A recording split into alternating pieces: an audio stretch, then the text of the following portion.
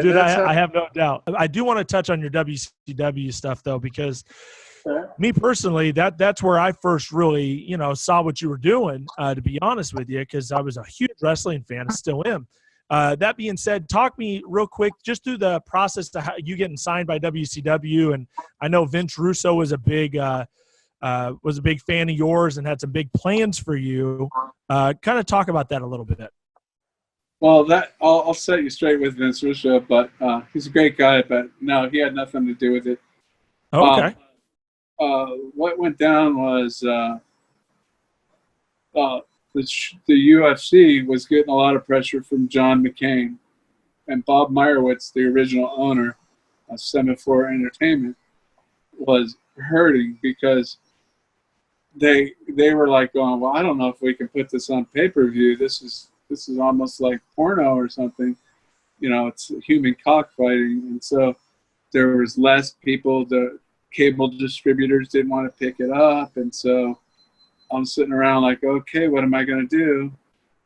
And so I went and talked to WWE, which was WWF at the time.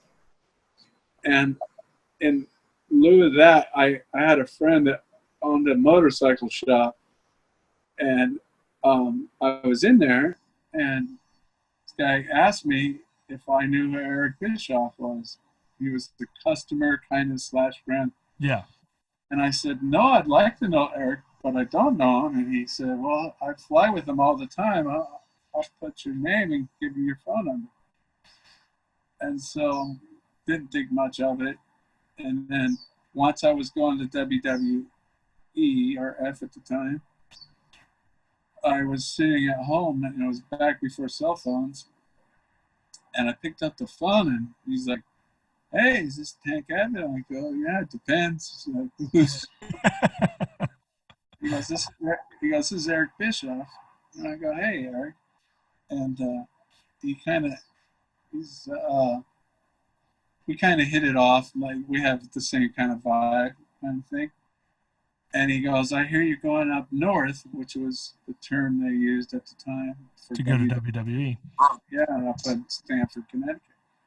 And I said, yeah, leaving Friday to meet with them. Or it's a Friday or Saturday, strokes, it doesn't matter. Anyways, so I end up going up there. He goes, do me a favor, go up there. If you're into big buildings and glamour and all that, have at it. And I go, no, I'll check it out. And he goes, just don't sign anything, and then I'll fly you out on Monday. And I said, okay. Anyways, I go up there, meet people, did all the stuff. Everything was great. And I made no commitment to anybody. And then I came home, and Eric had a car pick me up at the house, flew me there, had a nice conversation with him, and it was all Eric Bischoff. And trust me, I've got a very, very strong warrior thing. I live by strict code of honesty and being everything else. So me and Eric hit it off on that level. But politics and Russo and everything else that involved, and like I said, I wasn't there to make waves. I wasn't going to come in there and say, hey, woo-hoo, put both my fingers in the air and say, this is what's going to happen. Eric lost control or walked away from control of the WCW, and I was kind of more of Eric's plan. I don't know what he had planned. Rumors, and I will say rumors, were that I was supposed to get over on Goldberg. Yeah. And that didn't happen, obviously. I wrestled him in Atlanta after he hurt his arm, and it kind of fell flat. Everything after Eric left kind of went south. Sure. And I was just there to ride the ride, and if something popped up, I would go into it. But well, I think it's interesting that you say that, because, and the reason why I brought up the Russo thing early on is because that's kind of the narrative that I'm seeing out there after I've done a little research, is that basically what you're saying about Bischoff is what they're saying about Russo. That Russo was the one that wanted you to win the championship. And then when Russo left, that's when things kind of fell apart. And then, you know, you did the thing with 3 count, you did some other stuff. So that's kind of the narratives that's out there. So you're saying it's the other way around, that it's really Bischoff that really had these plans for you, and they fizzled once he left. I'm not going to speak for Russo and his Sure. plan, but I know they were going to have a battle royale, and I was supposed to win it. Okay. That was a huge scene with four guys said, "What? This guy's going to come in here and become champion?" Feel free to tell me who those guys are. It's on the internet. It's Harry Saturn, Chris Benoit, Conan, Okay.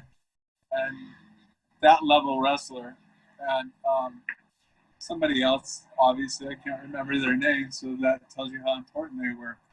They all went up north to Malenko, Guerrero, I'm guessing. One of those guys, right? It was Malenko. But so they all, because they were going to make me champion, I didn't have a pedigree, and I just came into the business, which would have got over if it would have been done right, but that's not my job. And Of course. And that wasn't their thing, and that was Russo's idea after Eric left. And then Sid and that happened because of the Benoit thing. And so then they put me in with Sid, and I was supposed to win till the day I got there. And I was in Minneapolis. Yeah. Vern Gagne country, I guess. Indeed. Yes. And so I was supposed to win till maybe 3 hours before the show. And they said, "Hey, we have a change." And I'm like, what? And I said, Sid's going to win. I did shrug my shoulders, put my hands up, said, "Yeah, that's all right with me." Well, that's interesting. I mean, is that basically how you kind of took things with wrestling? Like, was there ever a point where it really kind of pissed you off a little bit that they were kind of swerving things, or was it just all business? It was all business. Yeah. Definitely. I like the term that you used there. It was all business. I didn't have emotional things like, "Oh man, I could have been heavyweight champion of the world, and oh, it was that close, and it got ripped out of my hands." Yeah. I wasn't emotionally affected that way. I was more like a business thing, like, "Hey, I'm the new guy. These guys are my bosses, and I'll do what you say. I'm a company man." I'm like hardcore, like I said, into loyalty and honesty and integrity and a whole 9 yards. It means, your word means more than anything in my life. Well, Tank, I want you to absolutely stay healthy out there and stay safe. And I really enjoyed this conversation, and I'm sure we could probably do a part 2 down the road and delve even deeper into some of these things. And I know you have a lot to talk about, and there's a lot more that we haven't even scratched the surface on. So I just want to thank you for doing this interview. It's been my pleasure. Oh, it's been my pleasure too. Yeah, we'll rev it up for next time, all right? Absolutely. Well, thank you so much, Tank. And folks, we want to thank the Predator Don Fry and, of course, Tank Abbott for joining us. And we got plenty more to come, more episodes and huge stars from all combat sports. You'll be able to see that on In This Corner. I'm Cyrus Fees. We'll see you next time.